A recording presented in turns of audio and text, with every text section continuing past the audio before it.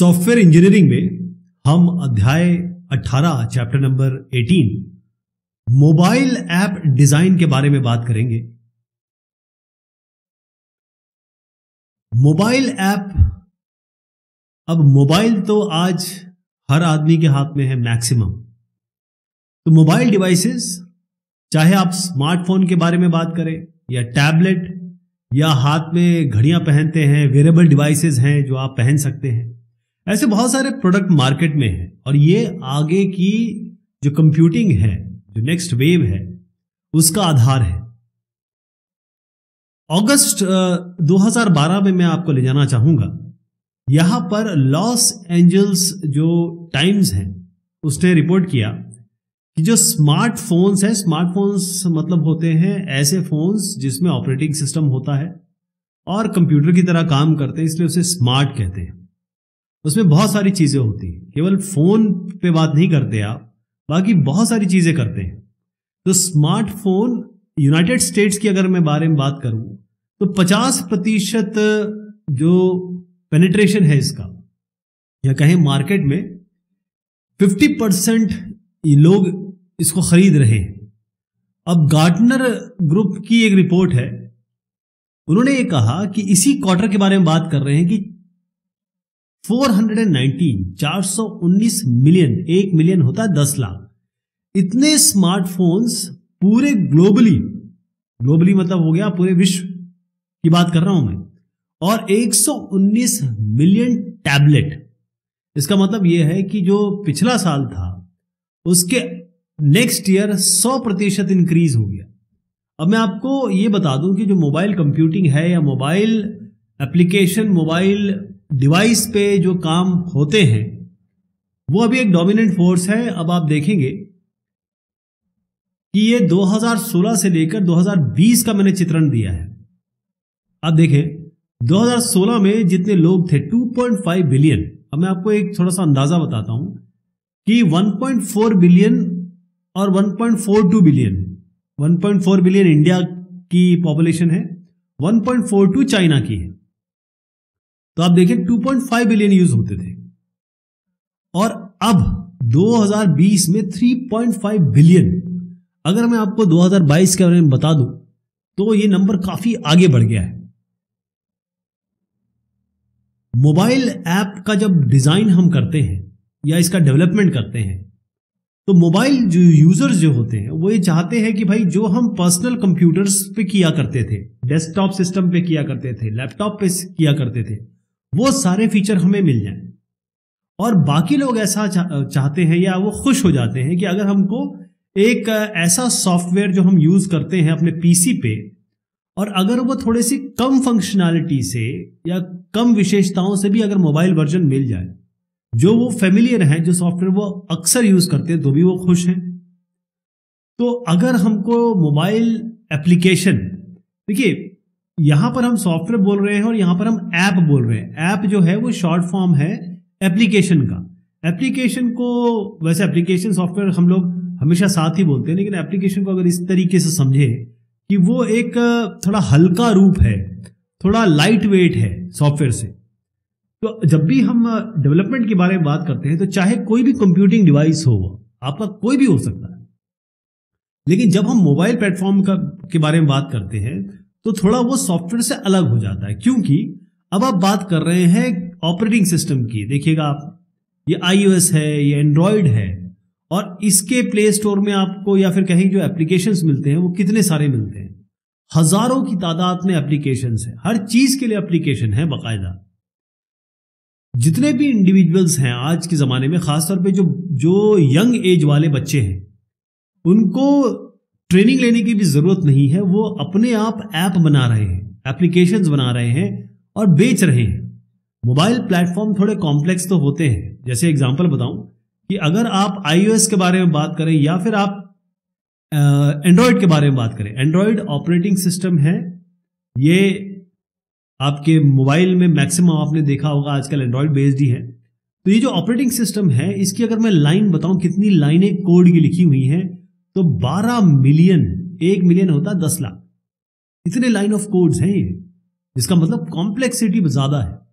अब मान लीजिए अब ये मोबाइल है, अब ये छोटा मोबाइल है, छोटा मतलब एक मोबाइल जो थोड़ा सा स्क्रीन इसका छोटा है, ये उस तरीके से आपका 17 इंच 15 इंच जो आपका लैपटॉप होता है या फिर आप 25-30 इंच के पीसी पे काम करते हैं, वैसा तो नहीं होगा। तो अगर इस मोबाइल पे आप ब्राउजर खोलते हैं, चाहे आप क्रोम खोलें चाहे कोई भी खोले, तो जब ब्राउजर खोलेंगे तो आप देखेंगे इसमें पूरा कंटेंट नहीं दिखता है, पूरी चीज नहीं आ पाती है। तो मोबाइल डिवाइसेस छोटे भी हैं, बड़े भी हैं, अलग अलग स्क्रीन साइज, अलग अलग स्क्रीन रेजोल्यूशन में आते हैं, पर्सनल कंप्यूटर की तरह नहीं होते हैं। इसका मतलब यह है कि आपको इस पे ज्यादा ध्यान देना होगा कि यूजर इंटरफेस जिससे हम इंटरैक्ट करेंगे, यानी कि ये जो छोटी सी स्क्रीन है 5 इंच की हो सकती है, 5.5 इंच की हो सकती है, 6 इंच की हो सकती है, थोड़ा सा अगर 8 इंच तक बढ़ा दें तो फिर वो टैबलेट की श्रेणी में आ जाता है। तो इस साइज में अगर आपको किसी चीज को दिखाना है तो यूजर इंटरफेस जो यूजर इसके साथ इंटरैक्ट करेगा उस पर बहुत ज्यादा गंभीरता से ध्यान देने की जरूरत है। मोबाइल ऐप्स या मोबाइल के लिए बनाए गए एप्लीकेशन वो इस तरीके से डिजाइन होने चाहिए, क्योंकि मोबाइल का मेन मतलब क्या है, मोबाइल में क्या होगा, एक तो आपके मोबाइल नेटवर्क से कनेक्टिविटी होगी और यही आपको डेटा भी देगा, या कहीं आप अगर वाईफाई वगैरह के पास में है, एक्सेस पॉइंट के पास में है, तो आपको वाईफाई मिल जाएगा, यानी आपको डेटा भी मिल रहा है, मोबाइल कनेक्शन भी मिल रहा है।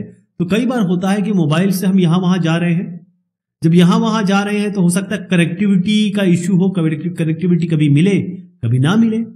सबसे बड़ी बात होता है कि जो ये मोबाइल है इसकी बैटरी, अब बैटरी जो होगी वो कितनी देर चलेगी, ज्यादा ऐप यूज करेंगे, ज्यादा काम करेंगे, गेमिंग करेंगे तो ये फटाफट इसकी बैटरी लो हो जाएगी। ऐसे तमाम तरीके के कंस्ट्रेंट्स हैं, रुकावटें हैं, बाधाएं हैं जो आपको ध्यान रखनी पड़ेगी as a software engineer, as a mobile app developer. इसमें यह होता है कि जब हम इंफॉर्मेशन एक्सचेंज कर रहे हैं मोबाइल्स के बीच में, या अगर आपने कहा कि भाई मैं इसका ब्लूटूथ ऑन कर देता हूं और देखता हूं आसपास कोई और मोबाइल डिवाइस है, डिस्कवर कर रहे हैं दूसरे डिवाइसेस को, और खास तौर पे इसमें आपको सिक्योरिटी और जब आप बातचीत कर रहे हैं तो कम्युनिकेशन की इंटीग्रिटी, यानी आप जो बात कर रहे हैं आप उसी से बात कर रहे हैं, बीच में कोई सुन नहीं रहा है, और जब आप बात कर रहे हैं तभी दूसरा बात कर रहा है, जब आप कुछ भेज रहे हैं तो दूसरा उसको रिसीव कर रहा है। तो ये सब कंटेंट, ये सब सिनेरियो और ये सब सोच इसमें जरूर होनी चाहिए। क्योंकि बैटरी इसमें सबसे इंपॉर्टेंट है, तो पता चला कि आपने ऐसा एप्लीकेशन बना दिया जो बड़ा इनएफिशिएंट है तो सारी बैटरी खा जाएगा। अब एक एग्जांपल देखिए, आप अगर मान लीजिए कुछ आप अपलोड करना चाह रहे हैं तो आप अपने मोबाइल से मान लीजिए इसका हॉटस्पॉट ऑन करिए, ठीक है, और आप पीसी पे जाइए और पीसी पे ब्राउजर खोल के अपलोड करिए, लेकिन आप इंटरनेट इसका यूज करिए मोबाइल का। आप देखेंगे थोड़ी देर में, मान लीजिए 1 GB की आपको भेजनी है, थोड़ी देर में आप देखेंगे मोबाइल आपका गर्म हो जाएगा, देखेगा। तो ये सब चीजें देखनी पड़ती हैं। कोई भी एप्लीकेशन, जब भी हम वायर्ड या वायरलेस नेटवर्क के बारे में बात कर रहे हैं तो हमको यहां पर मिडिलवेयर की जरूरत पड़ जाती है कभी कभी, क्योंकि हम क्या चाहते हैं कि आप सेम ही मोबाइल, उसी मोबाइल नेटवर्क में जब आप अलग अलग मोबाइल डिवाइसेस से बात कर रहे हैं तो आपको जरूर एक मिडिलवेयर की जरूरत पड़ेगी। मोबाइल ऐप को टेस्ट करना उतना ही चैलेंजिंग है, क्योंकि अब जैसे मैंने बताया iOS में चल रहा है, ये मान लीजिए आपका एप्पल का फोन है, ये हो सकता है सैमसंग का फोन हो सकता है आपका किसी और कंपनी का हो, जैसे लावा का हो। तो ये अलग अलग एनवायरनमेंट में अलग अलग ऑपरेटिंग सिस्टम चल रहे हैं और उसमें वो ऐप को काम करना है और उस ऐप को आपको टेस्ट करना है। जब आप मोबाइल एप्लीकेशन का डेवलपमेंट करते हैं तो कुछ आपको तकनीकी कंसिडरेशन या सोच विचार करना पड़ता है। तो टेक्निकल कंसिडरेशन क्या होगा जब हम मोबाइल ऐप डेवलप करते हैं? पहली चीज यह है कि आपके मोबाइल डिवाइसेस मेरे मोबाइल डिवाइस से अलग होंगे, यानी हमारे पास मल्टीपल हार्डवेयर है, किसी की स्पीड अलग है, किसी पे कोर अलग है, सॉफ्टवेयर अलग है, किसी के पास सिम्बायन है, कि मैं आपको एग्जांपल के तौर पे भी बताऊंगा अभी। तो डेवलपमेंट फ्रेमवर्क्स अलग अलग है, प्रोग्रामिंग लैंग्वेज अलग अलग यूज की गई है। जैसे मैं मोस्टली जो मोबाइल ऐप्स हैं आज के जमाने में जावा, ऑब्जेक्टिव सी और C# में डेवलप हो रहे हैं। आपने एंड्रॉइड स्टूडियो का नाम जरूर सुना होगा। इसके अलावा जितने भी फ्रेमवर्क है, चाहे एंड्रॉइड के बारे में बात करें, iOS हो गया, ब्लैकबेरी, विंडोज, सिम्बायन, तो ये तमाम तरीके की वैरायटी है इसमें। तो मोबाइल ऐप डेवलपर्स क्या करते हैं, जैसे आप एंड्रॉयड स्टूडियो में कभी गए तो उसमें मोस्टली जावा में आप प्रोग्रामिंग करते हैं, तो उसमें आप इम्यूलेटर का यूज करते हैं। यानी कि आप यहां पर क्या करेंगे कि एक इम्यूलेटर, यानी आपके पास अलग अलग मोबाइल डिवाइसेस आ जाएंगे और आप अपना ऐप जो है इसमें चला के देखेंगे कि इसमें कैसा दिखेगा, इसमें कैसे दिखेगा। इसको हम इम्यूलेटर कहते हैं। हर मोबाइल डिवाइस खरीदना और उस पर चेक करना इतना आसान तो नहीं है, लेकिन इम्यूलेटर्स जो होते हैं वो पूरी तरीके से आपको चीजें नहीं बता पाते। एक्चुअल डिवाइस और इम्यूलेटर ये अलग अलग चीज होती है। कई बार ऐसा होता है कि हम थिन क्लाइंट बनाने की कोशिश करते हैं। मोबाइल की प्रोसेसिंग पावर भी लिमिटेड है, मोबाइल की बैटरी पावर भी लिमिटेड है, तो हमेशा इसमें हम थिन क्लाइंट बनाते हैं।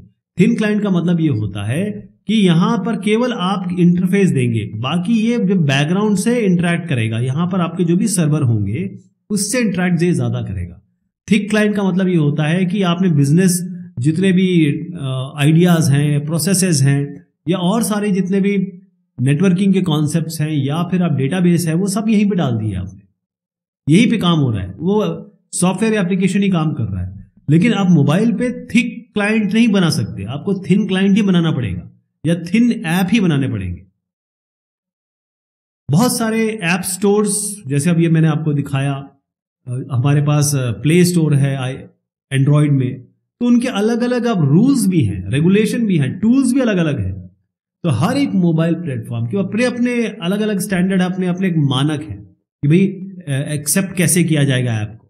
जैसे Apple, Google, RIM, Nokia, Microsoft, इनके खुद के स्टैंडर्ड है। तो अब जब आप डेवलप करेंगे तो आपको इनके बारे में पता होना चाहिए, तो इसके लिए आपको स्टैंडर्ड का एक्सपर्ट भी चाहिए होगा।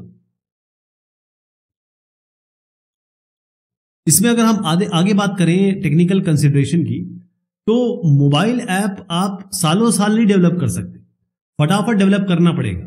तो इसके लिए एजाइल डेवलपमेंट का तरीका इस्तेमाल किया जाता है। यूजर इंटरफेस की कुछ लिमिटेशन होती है मोबाइल जहां तक बात कर रहा हूं, क्योंकि यहां पर आप इंटरैक्ट कैसे कर रहे हैं। एक तो स्क्रीन छोटी है, आप अपने हाथ से, अपनी उंगली से, टच से, जेस्चर से, आंखों से या वॉइस से, तमाम तरीके से आप इंटरैक्ट कर रहे हैं। इफेक्टिव यूज ऑफ कॉन्टेक्स्ट, इसमें कॉन्टेक्स्ट अवेयर एप्लीकेशन की बारे में मैं आगे भी बात करूंगा, लेकिन अभी बताता हूं कि जो यूजर इंटरफेस जिससे आप इंटरैक्ट कर रहे हैं मोबाइल डिवाइस से, और कॉन्टेक्स्ट अवेयर का मतलब है कि आप जो करना चाहते हैं वो उस तरीके से मोबाइल बिहेव करे या एप्लीकेशन बिहेव करे, है ना। जब वो बिहेव करेगा तो यूजर को लगेगा हाँ भाई मेरी तरीके से काम हो रहा है, जैसे मैं चाहता हूं, ये एक्सपेक्टेड है। पावर मैनेजमेंट, जैसे मैंने आपको बताया, बैटरी लिमिटेड है। कोई आपने पावर में अपना लैपटॉप या पावर में अपना पीसी तो लगा नहीं रखा है, ये तो आप छोटा सा मोबाइल डिवाइस आपके हाथ में लेके घूम रहे हैं। तो पावर मैनेजमेंट सबसे इंपॉर्टेंट है। अब इसमें कभी बैकलाइट जल जाएगी, कभी आपके वायरलेस कनेक्शन जब आप वायर कर लेंगे, या फिर आप मान लीजिए आपने जीपीएस ऑन कर दिया, प्रोसेसर स्पीड कितनी है आपकी, ये सारी चीजें, जैसे आप गेम खेल रहे हैं तो प्रोसेसिंग बढ़ जाएगी, तो यहां पर पावर एकदम फटाफट ड्रेन हो जाएगा। सिक्योरिटी और प्राइवेसी इसमें बड़ी इंपॉर्टेंट है, क्योंकि क्या होता है कि जब भी वायरलेस कम्युनिकेशन जब आप करते हैं तो यहां पर ऐसे तमाम लोग हैं जो कान लगा के बैठे हुए हैं, और man in the middle attack, यानी आप यहां से किसी से बात कर रहे हैं और यहां पर एक साहब बैठे हैं, वो सब सुनना चाह रहे हैं क्या आप कर रहे हैं। सेफ्टी के लिए बहुत बड़ा इशू है ये। डाटा चोरी, अगर आपका मोबाइल घूम गया या चोरी हो गया, या आपने कोई ऐसा ऐप डाउनलोड कर लिया जिसमें कोई स्पाईवेयर है, कोई मैलवेयर है, तो आपका सारा डेटा चला जाएगा, सारा का सारा, इतनी मेहनत आपकी बेकार हो जाएगी, आपका कंटेंट चला जाएगा। आजकल तो हम सारी पेमेंट भी इसी से करते हैं, मोबाइल से। एक और इसमें चीज आती है कंप्यूटेशनल और स्टोरेज लिमिटेशन। अब आप देखिए, सबसे बड़ी बात यह है कि आपके पास एक आपका जेब है, उसमें कितना सामान रख पाएंगे, लेकिन वहीं सूटकेस होगा तो उसमें ज्यादा सामान रख पाएंगे। तो ये जेब के जैसा है, छोटा सा है ये। तो कंप्यूटेशनल और स्टोरेज लिमिटेशन हमारे पास है। हमारे पास ना कंप्यूटेशन पावर उतनी है ना स्टोरेज पावर है, स्टोरेज भी बहुत कम है। कितना आप कर लेंगे, 32 GB, 64 GB, 128, इससे ज्यादा क्या कर पाएंगे आप।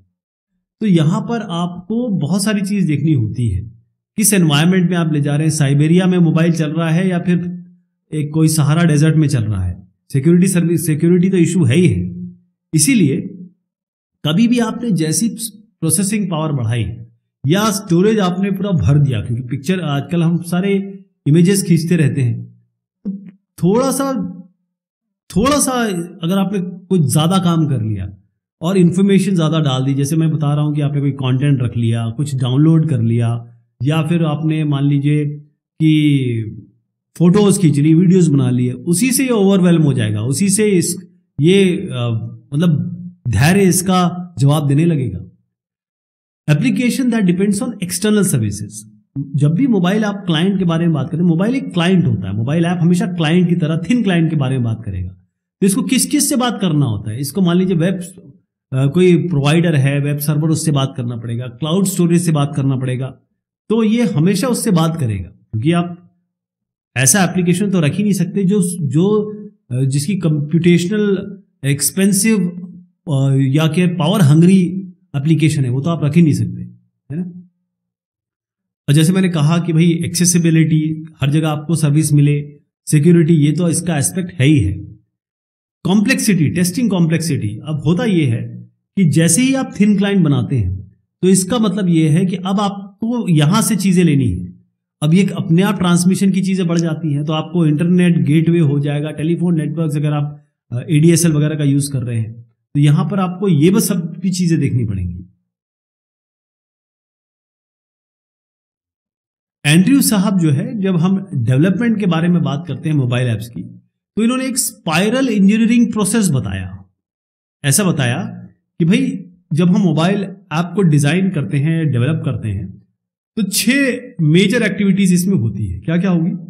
फॉर्मुलेशन, सबसे पहले हम मोबाइल ऐप का आर्किटेक्चरल डिजाइन, आर्किटेक्चर क्या होता है, overall structure of the application, और नेविगेशन क्या होता है, क्योंकि यहां पर सारा काम उंगलियों से होगा, तो उंगलियों से कहां कहां कैसे कैसे, पहले इसको क्लिक करेंगे तो क्या स्क्रीन आएगी, आपका इस ऐप का गोल क्या है, इसमें कितने फीचर होने चाहिए, इसमें कौन कौन से आपकी विशेषताएं होने चाहिए, तो पहले इंक्रीमेंट में आप क्या क्या देने वाले हैं, यहां पर ये फॉर्मुलेशन होता है। पहला 6 एक्टिविटी में पहला ये है।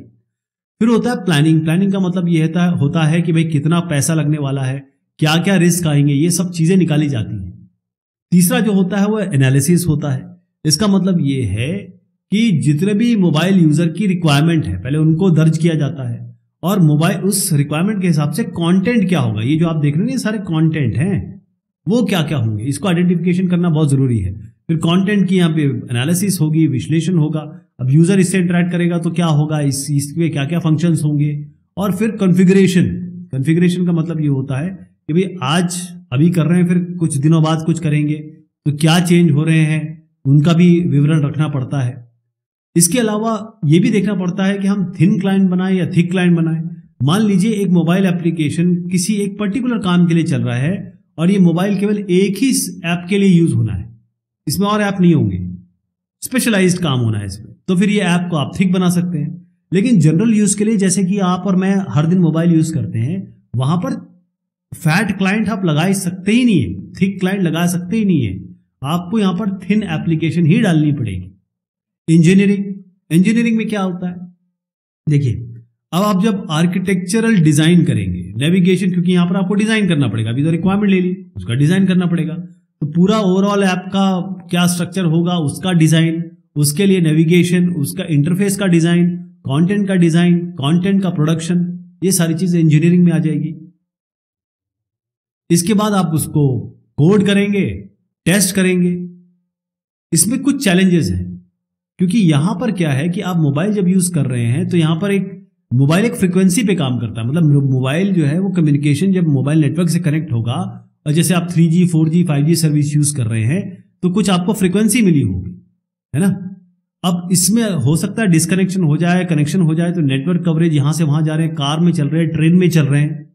इसके अलावा ये होता है कि कभी कभी हमको बैंडविड्थ कम मिलती है, कभी कभी आप देखते हैं कि स्पीड कम हो जाती है आपके डेटा आने की या डेटा एक्सेस करने की, ये तो होता ही होता है, इसको आपको देखना पड़ेगा। इसके अलावा ये होता है कि आपकी सिक्योरिटी, मोबाइल में ऐप में मैं कहूं बैटरी या पावर और सिक्योरिटी, ये सबसे इंपॉर्टेंट एस्पेक्ट है। इसको टेस्ट करना, इसको अच्छी तरीके से इंप्लीमेंट करना ये जरूरी है। यूजर इवैल्यूएशन का मतलब ये होता है कि अब आप यूजर को देंगे कि देखिए साहब इसकी यूजिबिलिटी देख लो आप, और क्या ये हर आदमी एक्सेस कर सकता है। कहने का मतलब ये है कि एंड्रयू साहब ये बोलते हैं कि हर जगह जो चीज हो मिले। पर्सनलाइजेशन का मतलब ये होता है आपके हिसाब से काम करें। फ्लेक्सिबल होता है मतलब ये कि आप जो करना चाह रहे हैं आपके हिसाब से वो ब्लेंड हो जाए, परिवर्तित हो जाए। और लोकलाइजेशन, जो आप काम कर रहे हैं वो आपके पास रहे। ये मोबाइल ऐप के लिए बहुत जरूरी है।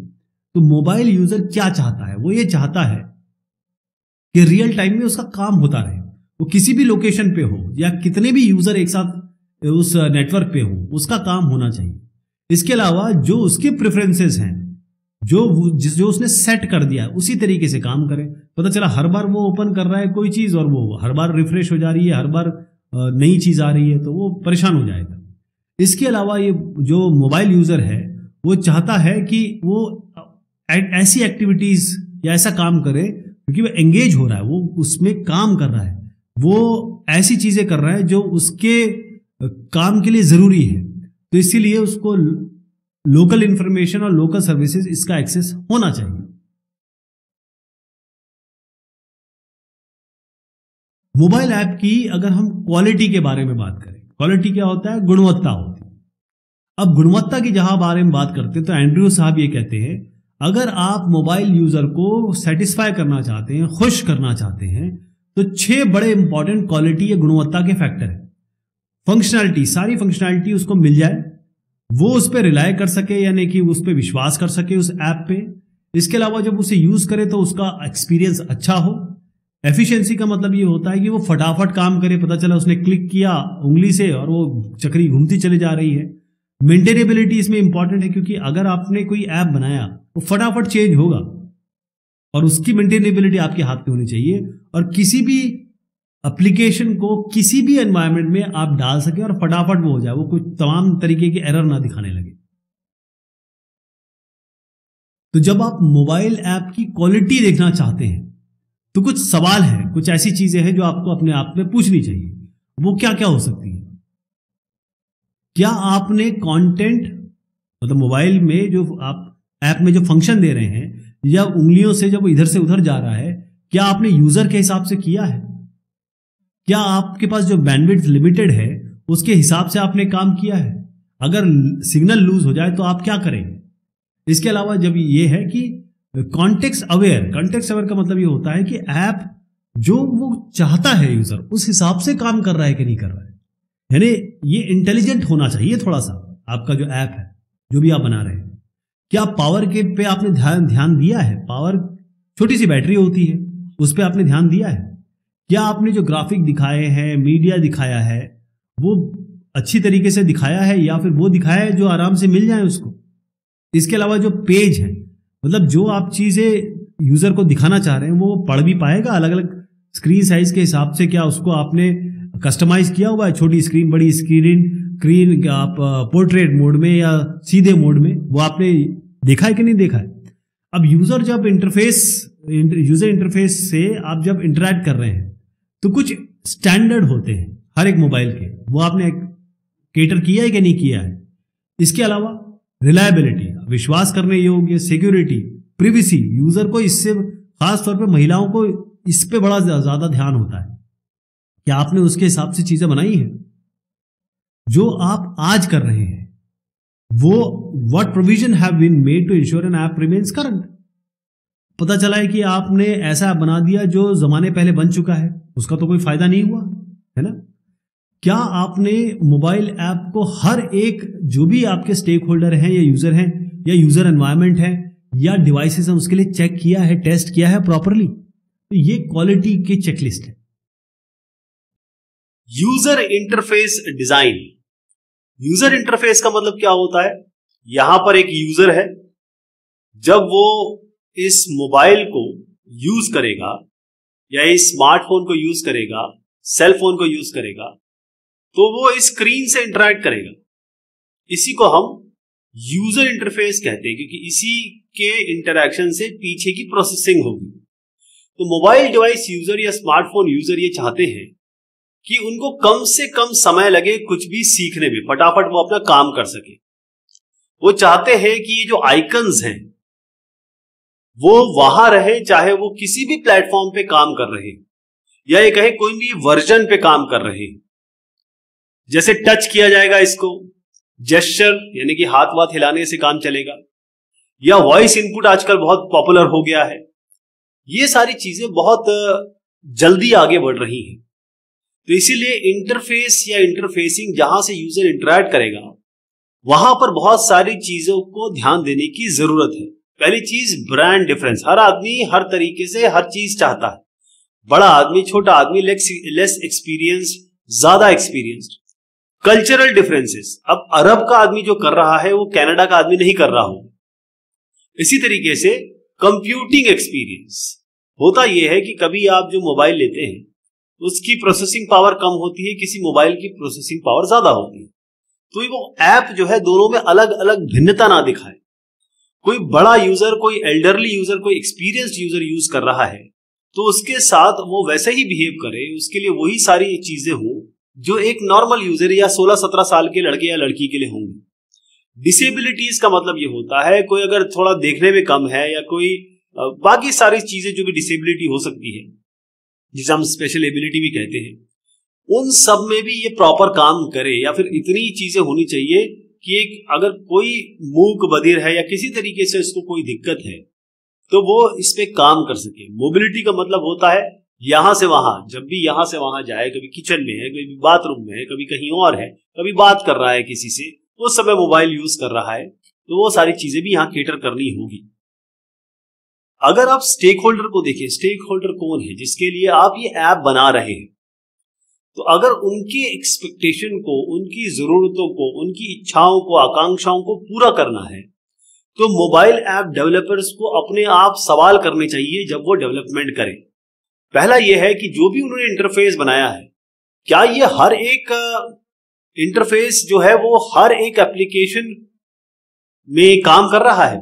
यानी कि अगर आप इसी को एक कंपनी में बता देता हूं, जैसे मान लीजिए आपकी कोई बैंकिंग कंपनी है, उसने कुछ एक ऐप बनाया, कोई और ऐप बनाया, मान लीजिए ये ऐप जो है वो बैंकिंग के लिए सिंपल, ये आपके क्रिप्टो के लिए, एग्जांपल लेता हूं, तो ये दोनों एक ही जैसे, एक ही समान रूप में दिखने चाहिए। क्या ये अलग अलग नेटवर्क सर्विसेज, क्योंकि किसी के पास जियो की सर्विस होगी, किसी के पास एयरटेल की सर्विस होगी, क्या ये डिवाइस वहां वहां काम कर रहे हैं हर जगह? और सबसे बड़ी बात कि जो टारगेट मार्केट एरिया है, यानी जिसके लिए ये ऐप बनाया गया है, एप्लीकेशन आप बना रहे हैं, वहां यूजर की या स्टेक होल्डर की समस्याओं का निदान कर रहा है, स्टेक होल्डर इसे एक्सेप्ट कर रहा है या कर लेगा। तो यहां पर मोबाइल यूजर इंटरफेस बनाने के समय या डिजाइन करते समय, यूजर इंटरफेस का मतलब यह होता है यूजर जैसे इंटरैक्ट करेगा उसके सामने जो जो चीजें आएंगी। तो इसके लिए क्या होगा, कुछ चीजें आपको थोड़ी सी ध्यान रखनी है। तो आईवो साहब ने कुछ चीजें बताई इसमें। पहली चीज तो यह है कि define user interface brand signatures, यानी आपको क्या करना है, क्योंकि ब्रांड क्या होता है कि आप एक चीज बना रहे हैं किसी ब्रांड के लिए। कोई ब्रांड मतलब कंपनी का लीडर हो गया, या कंपनी में आपको आना है, मतलब मार्केट में आना है, तो आपको ऐप कुछ अलग बनाना होगा। पहली चीज ये है, रिस्पॉन्सिव बनाना होगा। Focus the portfolio of products. अब आपको बनाना है खेत, आप बना रहे हैं खलिहान, वो तो नहीं चलेगा। जो चीज बनाना है उसी पे आपको बिल्कुल गहनता से विचार करना चाहिए और गहनता से उसको बनाना चाहिए। Identify the core user stories. अब इसमें यह होता है कि यूजर की रिक्वायरमेंट लीजिए और उसके हिसाब से मोबाइल डिवाइसेस को ध्यान में रखते हैं, क्योंकि भाई ये बहुत कंस्ट्रेंड है। मोबाइल डिवाइसेस में बैटरी का लिमिटेशन है, बहुत सारी लिमिटेशन है, उनको ध्यान रखना है, पूरी इनकी जरूरतें भी पूरी करनी है। Optimise UI flows and element. अब यूजर इंटरफेस का फ्लो, अब वो इसको क्लिक करे कहां जाए, इसको क्लिक करे कहां जाए। मैं एक छोटा सा एग्जांपल लेता हूं कि मैं ना एयरटेल का पेमेंट करता हूं, एयरटेल का बिल का पेमेंट करता हूं, लेकिन हर बार जब भी मैं पेमेंट में वहां से कर लेता हूं, ईमेल आता है वहां से मैं पे करके कर लेता हूं, लेकिन अगर मुझे उसका रिसीट चाहिए तो मैं यहां पर ढूंढता रह जाता हूं। ये मेरे साथ है, वो चीजें नहीं होनी चाहिए। Define scaling rules. Scaling rules का मतलब ये है, आज जो है वो कल आपको बढ़ाना पड़ेगा। कहने का मतलब ये है, अलग स्क्रीन है, अलग कॉन्फ़िगरेशन है और आज की जरूरतें अलग हैं। वो आपको, चाहे आप फीचर के बारे में बात करें, सुंदरता के बारे में बात करें या यूजेबिलिटी के बारे में बात करें, इसको स्केल करना पड़ेगा, बढ़ाना पड़ेगा। यूज अ परफॉर्मेंस डैशबोर्ड, इसका मतलब यह है कि कितना आपने पूरा किया, कितनी चीजें उस यूजर को दी और कितनी आपने अलग दी जो बाकी कॉम्पिटिटर्स दे रहे हैं। Champion dedicated UI engineering skill, इसका मतलब यह है कि आप जो भी यूजर इंटरफेस बना रहे, लेआउट हो, ग्राफिक हो, एनिमेशन हो, इन सब में यूजर का काम बनना चाहिए और प्रोग्राम का एग्जीक्यूशन बैकग्राउंड में अच्छा होना चाहिए।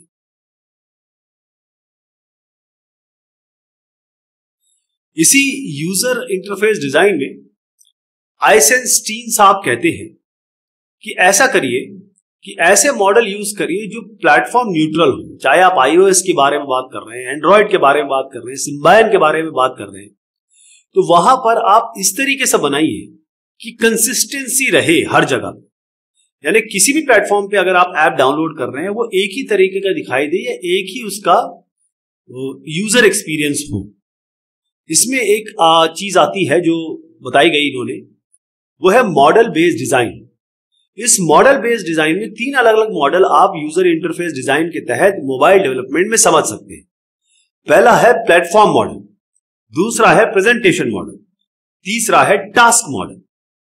अब प्लेटफॉर्म मॉडल में क्या क्या है? हर एक प्लेटफॉर्म जो होता है, प्लेटफॉर्म मतलब ये होगा कि ऑपरेटिंग सिस्टम और कौन सा हार्डवेयर डिवाइस है। जैसे एप्पल का जो iOS है या एप्पल का जो मोबाइल होता है वो बाकी मोबाइल से काफी अलग होता है।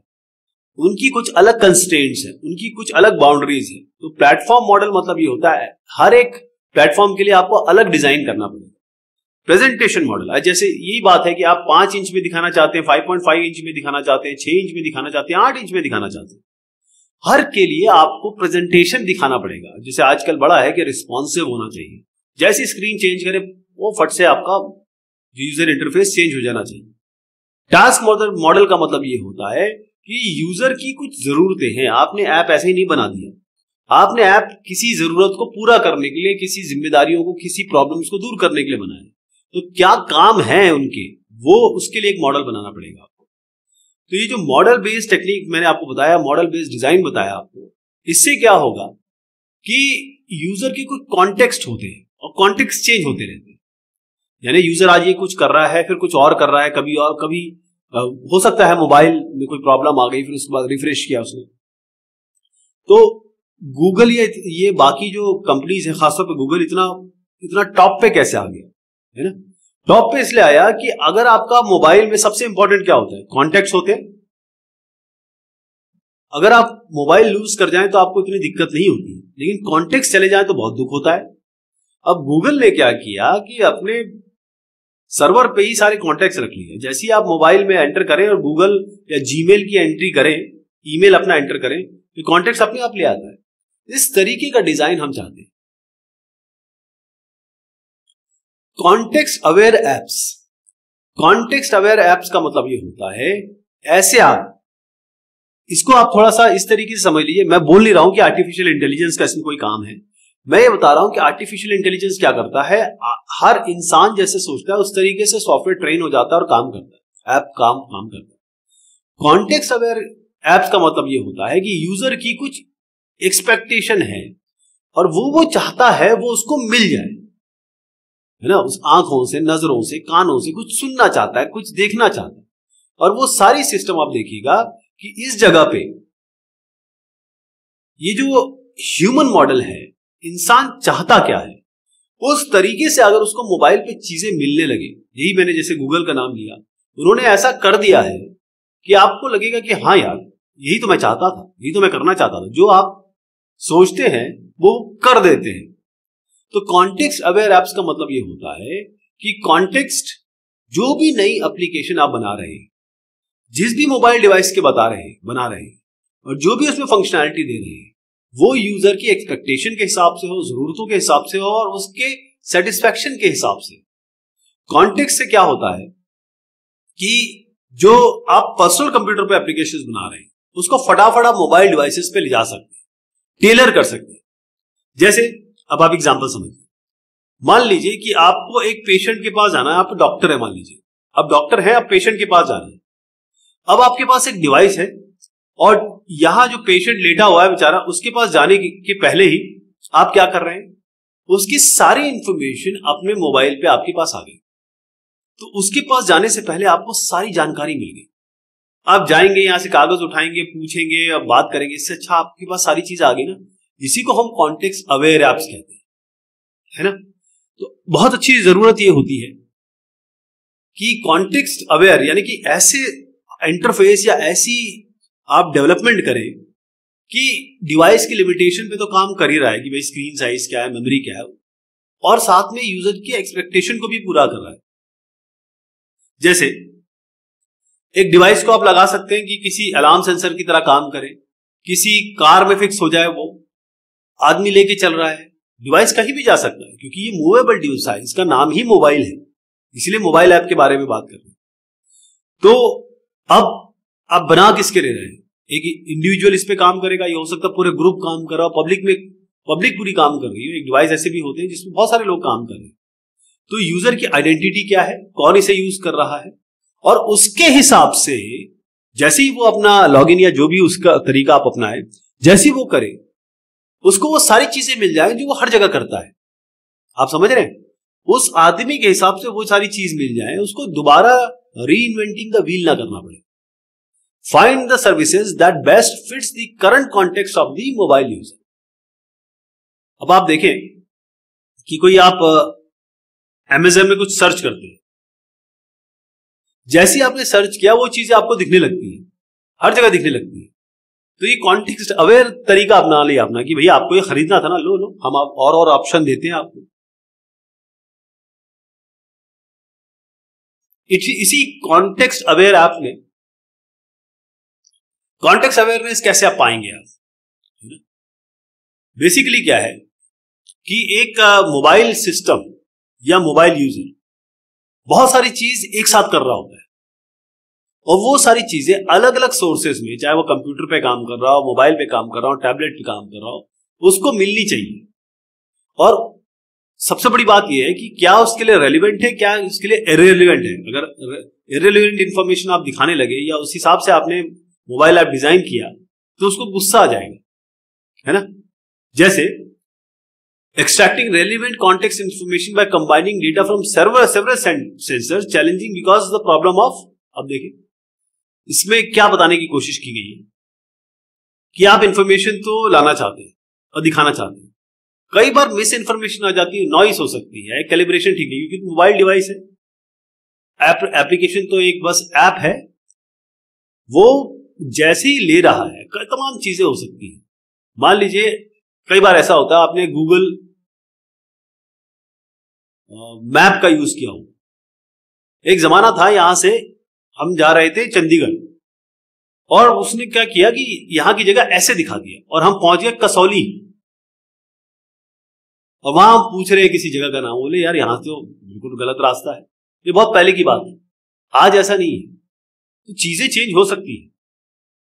इवेंट बेस्ड कम्युनिकेशन थोड़ा प्रेफरेबल है कि जैसी कोई इवेंट हो, यूजर को पता लग जाए या फिर आप उन्हें बता दें सॉफ्टवेयर के जरिए, ऐप के जरिए, क्योंकि यूजर कई तरीके से इंटरेक्ट कर रहा है। कई लोग पेन यूज करते हैं, कई लोग बोल के यूज करते हैं, कई लोग हाथों से यूज करते हैं, कई लोग टच से यूज करते हैं। तो सॉफ्टवेयर इंफ्रास्ट्रक्चर जब आप डिजाइन करेंगे या बनाएंगे, ये सारी चीजें आपको केटर करनी होगी। ऐसे नहीं केवल वो उंगली से करेगा, बाकी भी चीजें कर सकता है। हो सकता है कि यूजर एक ही बार में कई डिवाइसेस में एक साथ काम कर रहा हो। जैसे यूजर ये हो सकता है कि टच स्क्रीन यूज कर रहा हो इमेज को चेंज करने के लिए, वहीं पर वो पर्सनल कीबोर्ड यूज कर रहा हो ताकि डॉक्यूमेंट को एडिट कर सके। एक ही कंटेंट पे काम हो रहा है अलग अलग डिवाइसेस में, उसको भी केटर करना है आपको। कई बार क्या होता है कि गेमिंग हो रही है, बहुत सारे लोग बैठे हुए हैं और एक साथ गेम में चल रहे हैं, फटाफट इंफॉर्मेशन जा रही है, रियल टाइम में जा रही है। इसको कैसे आप डील करेंगे? ये जो ऐप होते हैं ये बड़े सेंसिटिव होते हैं, खासतौर पे मेमोरी और नेटवर्क और साथ में आपकी स्टोरेज को लेकर और बैटरी को लेकर। यहां पर भी आपको उस तरीके से डिजाइन करना पड़ेगा।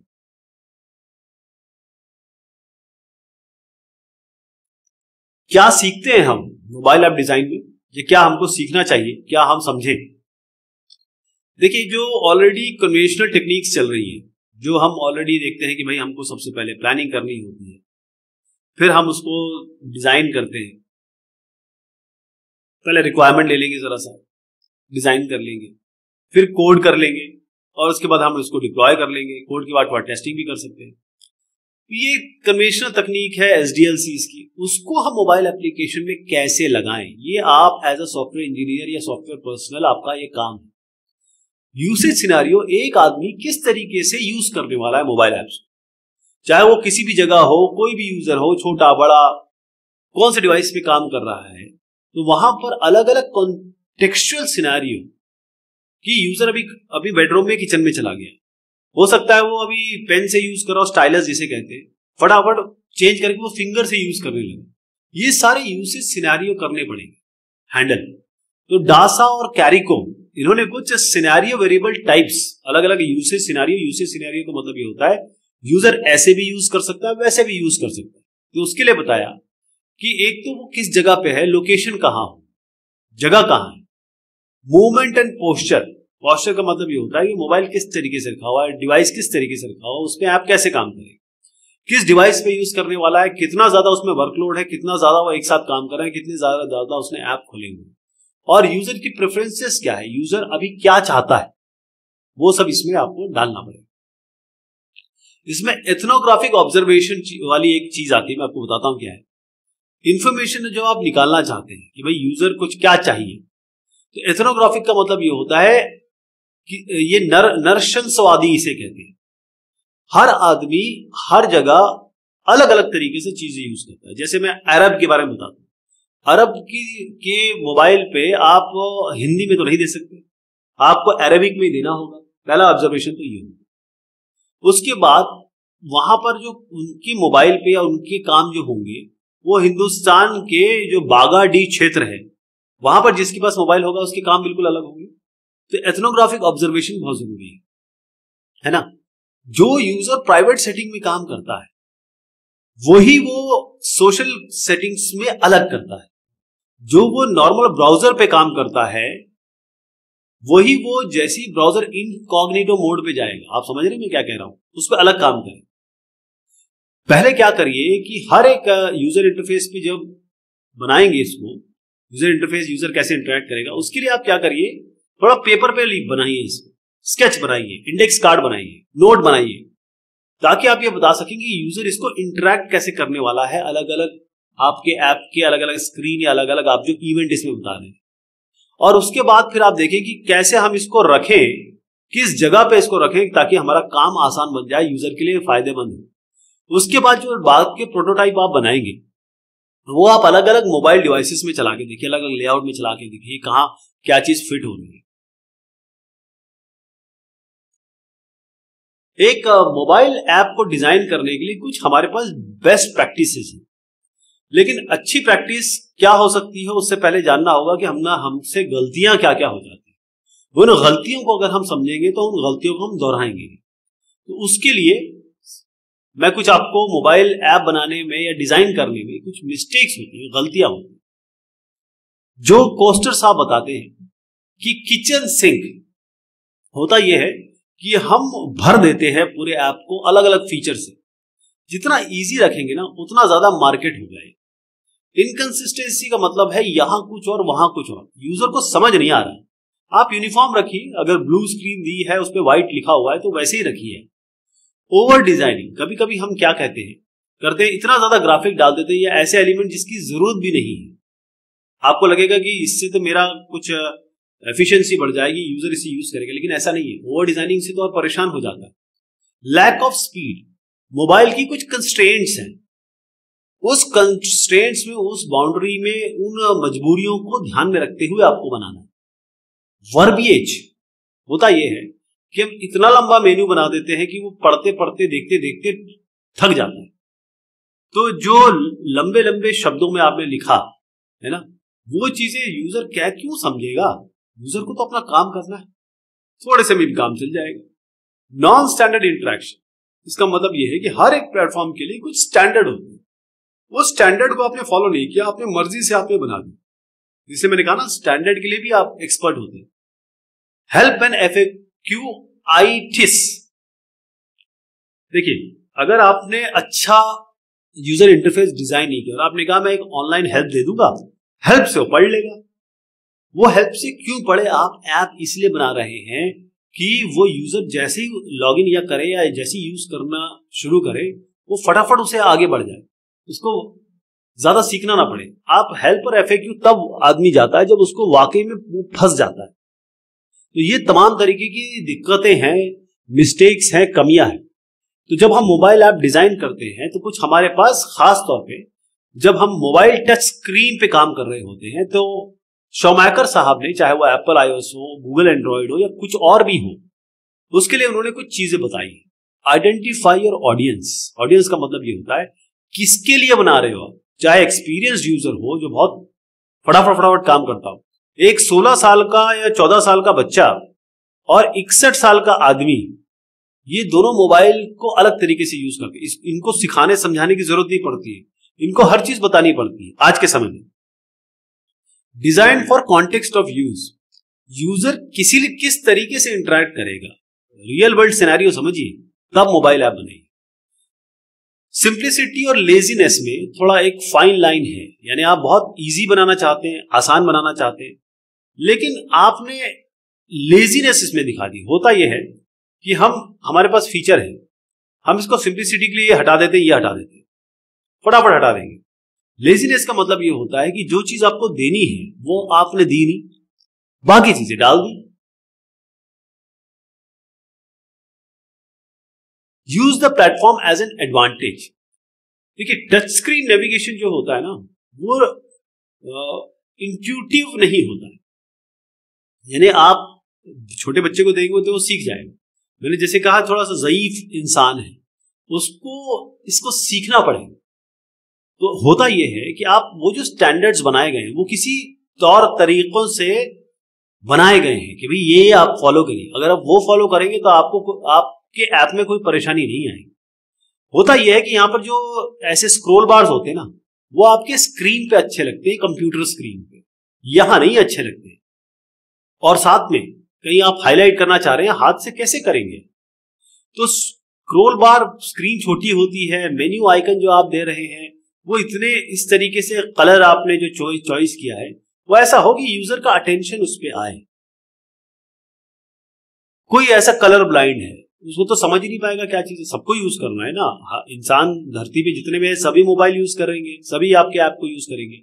तो बाहर का कलर और अंदर का कलर, यानी कि जो फोरग्राउंड है और जो बैकग्राउंड है, वो कलर आपस में इतनी कॉन्ट्रास्ट होना चाहिए कि हर आदमी उससे समझ सके। Increase discoverability of advance functionality. अब होता यह है कि हम मोबाइल में कुछ फंक्शनैलिटी देते हैं, आपका दोस्त आता है, अरे यार तुझे पता है इसमें ये भी है, अरे आप बोलते हैं मुझे तो कुछ नहीं आता, इसको तो सब कुछ आता है।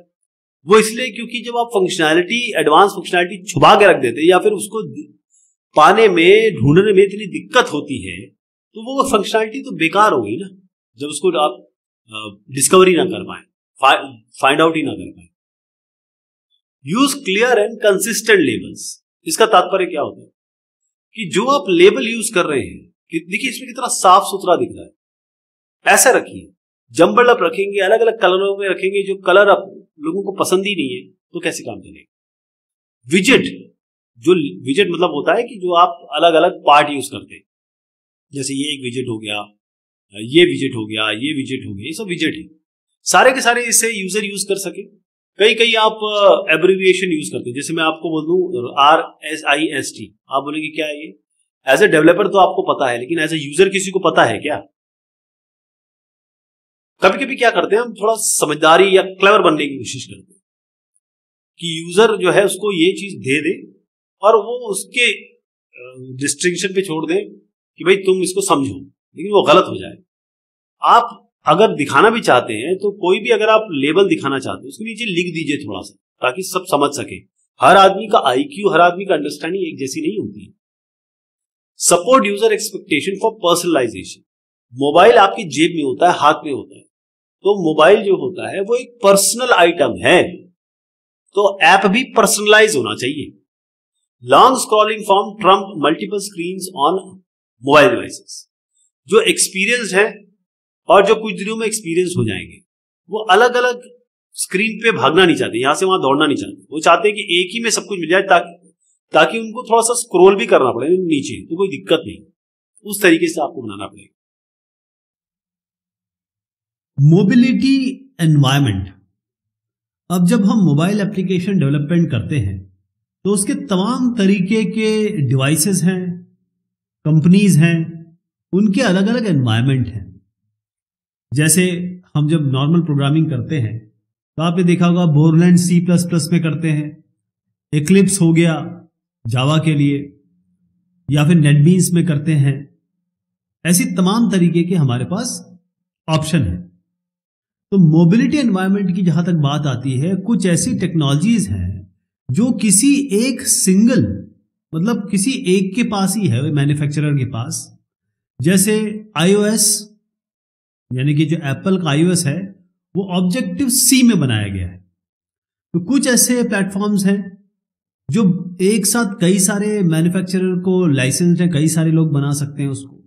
जैसे एंड्रॉयड और जावा, ये आप देखिए विंडोज 8 और C#, तो कई सारे लोग इसमें बना सकते हैं।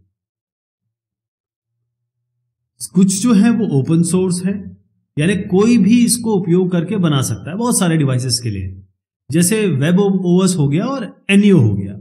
यहां पर मैंने ऑब्जेक्टिव C दिखाने की कोशिश की है। यहां पर आप देखिए जावा, C#, और ये है NEO। NEO एक object oriented cross platform JavaScript framework है ये।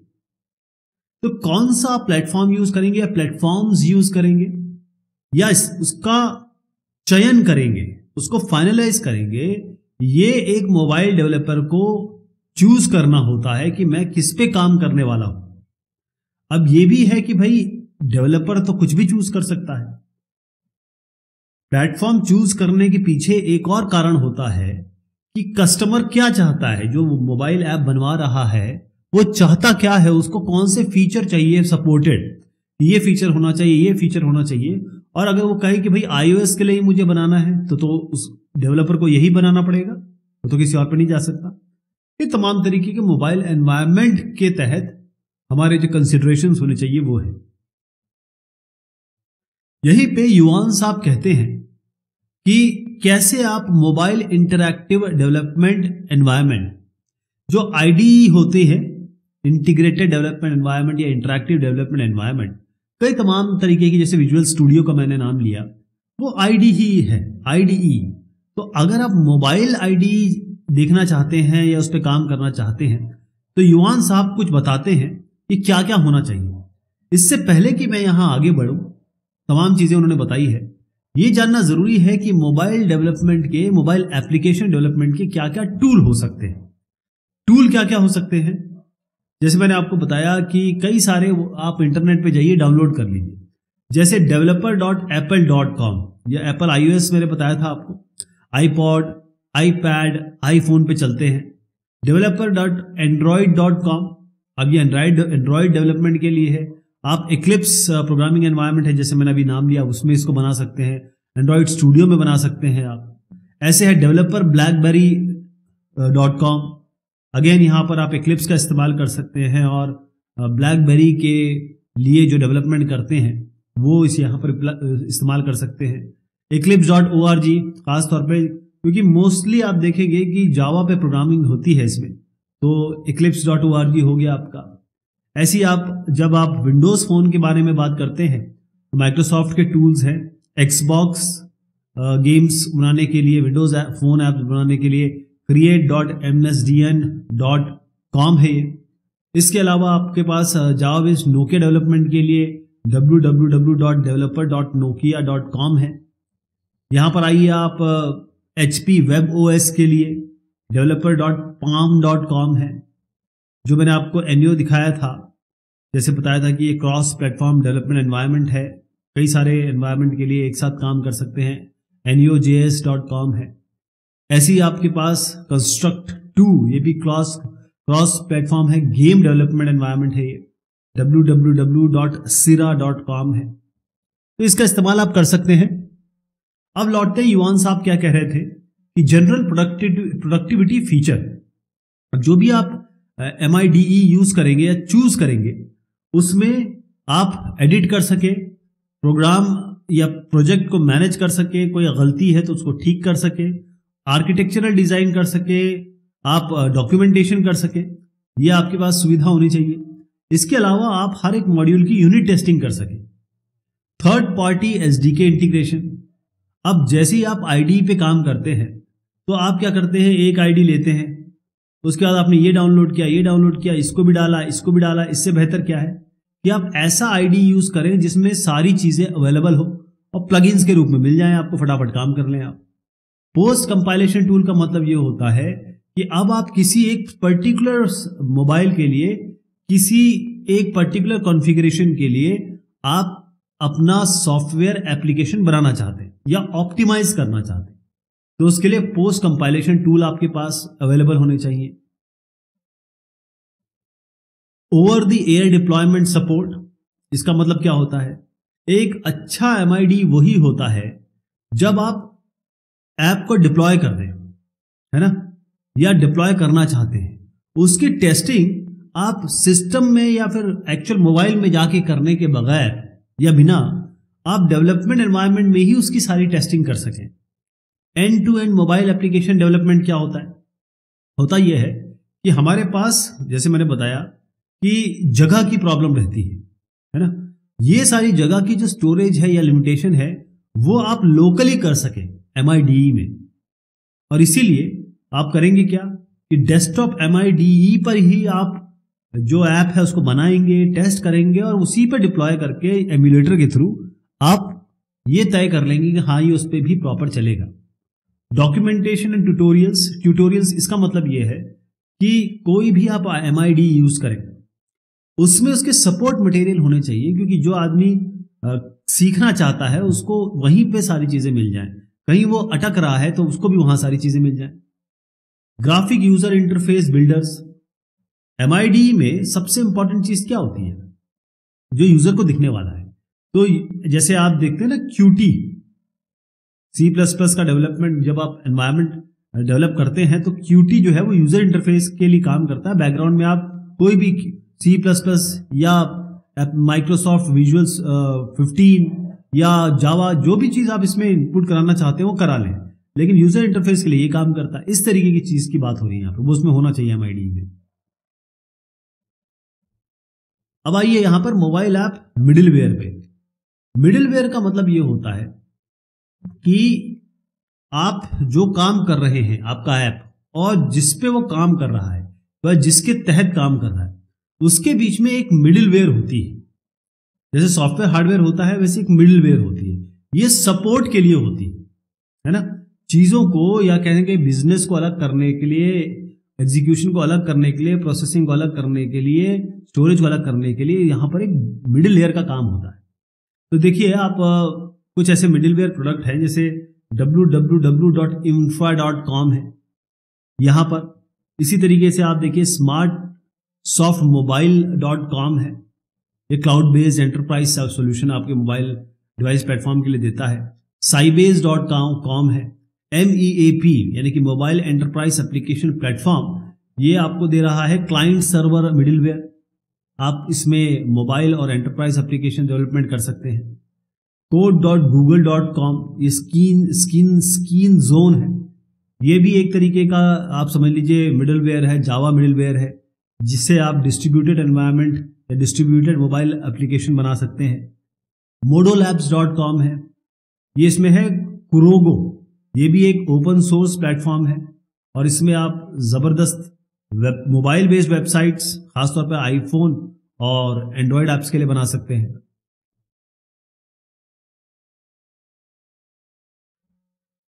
अब क्लाउड कंप्यूटिंग या क्लाउड के आने से, क्लाउड बेस्ड चीजों के आने से बहुत सारी चीजों में तब्दीली हो गई है। तो सर्विसेज, दो तीन चीजें बताऊंगा। एक तो सर्विसेज कंप्यूटिंग, इसमें मैं सर्विस ओरिएंटेड आर्किटेक्चर के बारे में बात करूंगा, और दूसरा है क्लाउड कंप्यूटिंग। इससे यह होता है कि आप फटाफट डेवलपमेंट करते हैं और ऐसे एप्लीकेशन डेवलप करते हैं जो बड़े हैं और डिस्ट्रीब्यूटेड है, कई सिस्टम्स में एक साथ डिस्ट्रीब्यूट होकर काम करते हैं।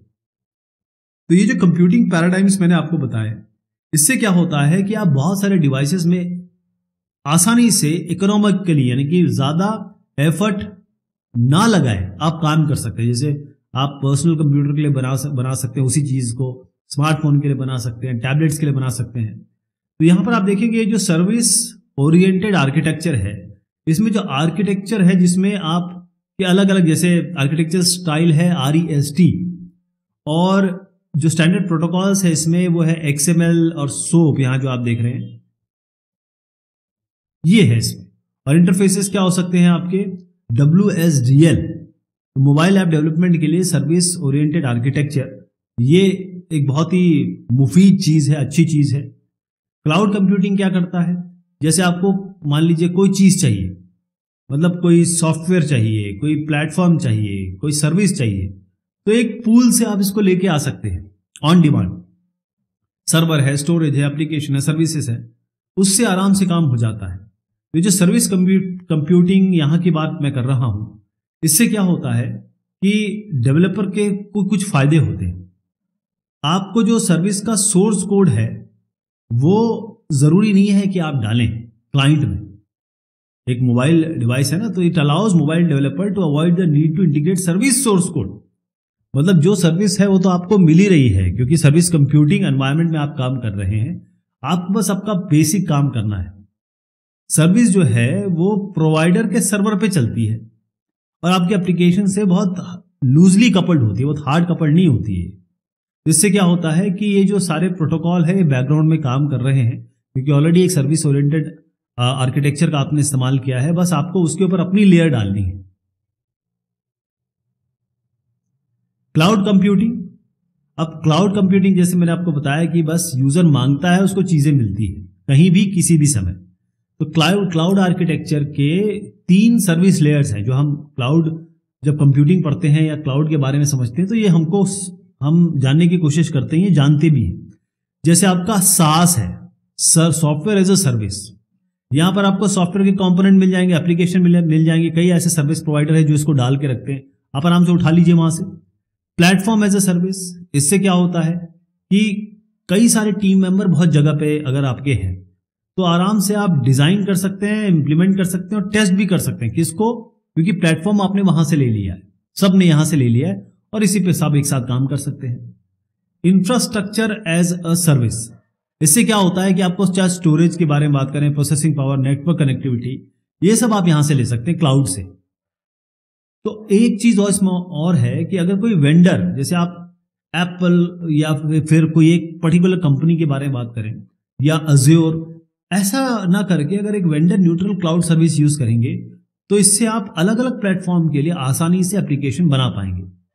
अब तैवलसारी साहब ये कहते हैं कि अगर आप क्लाउड स्टोरेज यूज करते हैं, है ना, मोबाइल डिवाइस सॉफ्टवेयर फीचर, तो इससे क्या होता है कि आप एक साथ मिलियंस, लाखों डिवाइसेस पे एक साथ अपडेशन कर सकते हैं, काम कर सकते हैं, या उस पर कोई चीज अपडेट भेजनी है, कुछ भेजना है तो वो एक साथ कर सकते हैं।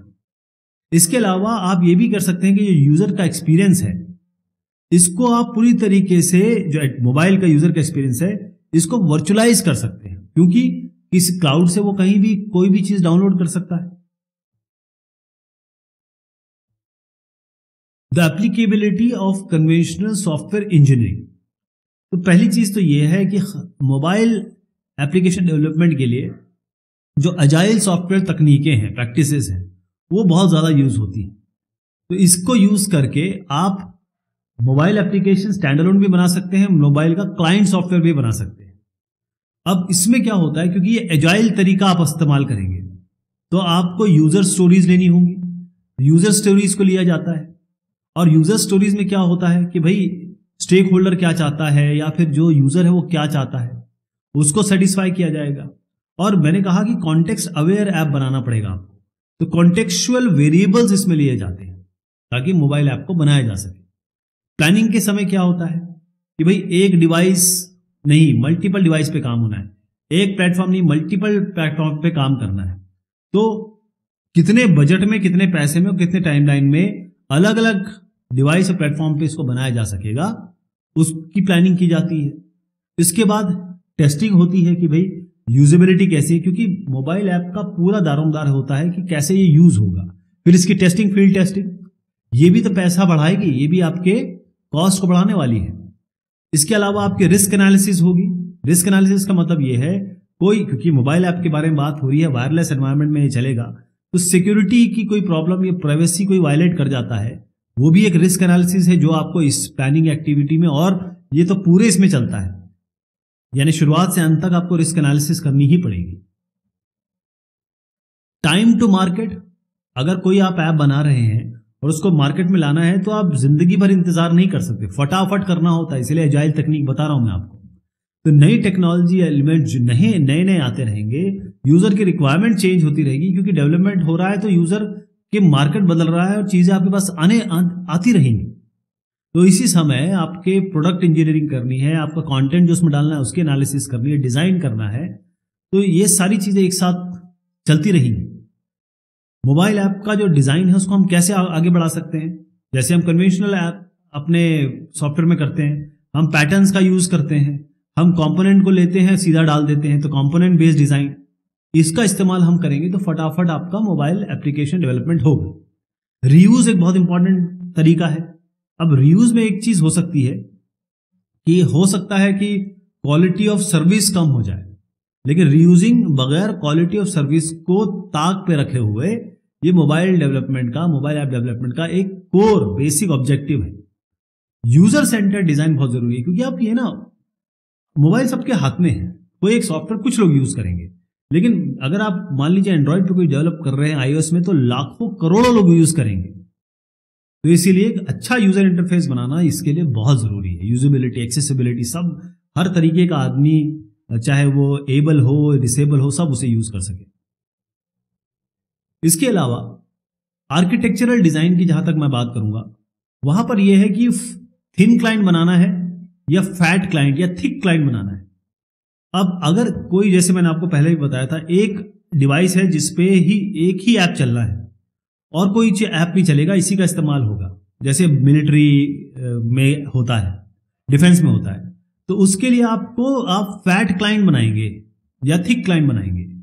लेकिन अगर ये ही है जो बहुत नॉर्मल यूजर को आप दे देंगे, बच्चों को दे देंगे ऐसे ऐप्स, क्योंकि मल्टीपल ऐप्स वो इंस्टॉल करते हैं, मल्टीपल चीजें देखते हैं, तो वहां पर आपको थिन क्लाइंट की जरूरत पड़ेगी, थिन क्लाइंट वाले ऐप की जरूरत पड़ेगी। आप देखेंगे कि जो मॉडल व्यू आर्किटेक्चर, ये एमवीसी आर्किटेक्चर बहुत यूज होता है इसमें, आपके मोबाइल ऐप में। तो यहां पर जरा मैं एमवीसी आर्किटेक्चर थोड़ा सा हल्के से बता दूं आपको। पहले बताऊं ये थिन और थिक क्लाइंट क्या होता है, पहले बता चुका हूं, लेकिन थोड़ा सा एक और बारे में बता देता हूं। थिन क्लाइंट में क्या होता है, थिक क्लाइंट में बताता हूं कि सारा काम यही होता है, थोड़ा बहुत सर्वर से इंटरेक्शन होता है। क्लाइंट में क्या होगा, केवल इंटरफेसिंग होगी, सारा काम जो है वो सर्वर करेगा, यहां पर केवल आप इंटरेक्शन करेंगे, बाकी सारी प्रोसेसिंग वगैरह सारी यही होगी, डेटाबेस भी यही होगा, सब कुछ यही होगा। एमवीसी आर्किटेक्चर का मतलब ये है कि यहां पर ये व्यू है, यहां से यूजर इंटरैक्ट करता है, ठीक है जी। अब व्यू इसको कंट्रोलर को बताता है कि भाई कोई इवेंट हुआ है। अब कंट्रोलर क्या करेगा, इस मॉडल को अपडेट करेगा। अब मॉडल व्यू को अलर्ट करेगा कि भाई कुछ चेंज हो गया, इसको चेंज करके दिखा दो। और फिर व्यू, ये मॉडल क्या करेगा, व्यू से क्या लेगा, अपने आप इससे व्यू से मॉडल डेटा ये ग्रैब करेगा, जैसे व्यू ग्रैब्स मॉडल डेटा। इसका मतलब ये है कि जो भी मॉडल ने इसको कहा है वो इससे लेगा और अपने आप को अपडेट करेगा। ये तो इसे बताएगा भाई कुछ हो गया है, अपडेट करना है आपको।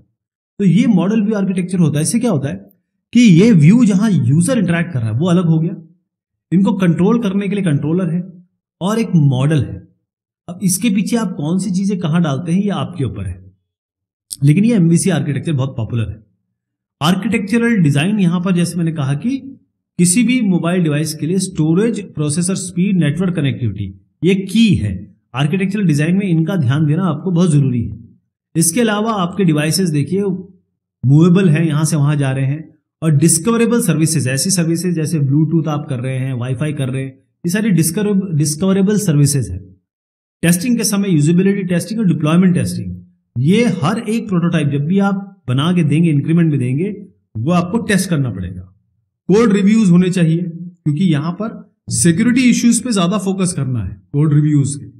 और कोड रिव्यूज में जो भी सिक्योरिटी ऑब्जेक्टिव्स है कि भाई ये सिक्योरिटी आपको इसमें लानी है या थ्रेट्स आ सकते हैं, तो ये कोड रिव्यूज में जब भी कोड आपका कोई देखेगा उसको ये ध्यान रखना है कि सिक्योरिटी, ऑब्जेक्टिव सिक्योरिटी इश्यूज और जो थ्रेट आ सकती है, प्रॉब्लम्स आ सकती है बाहरी, उनको हमें दूर करना है और कम से कम रखना है।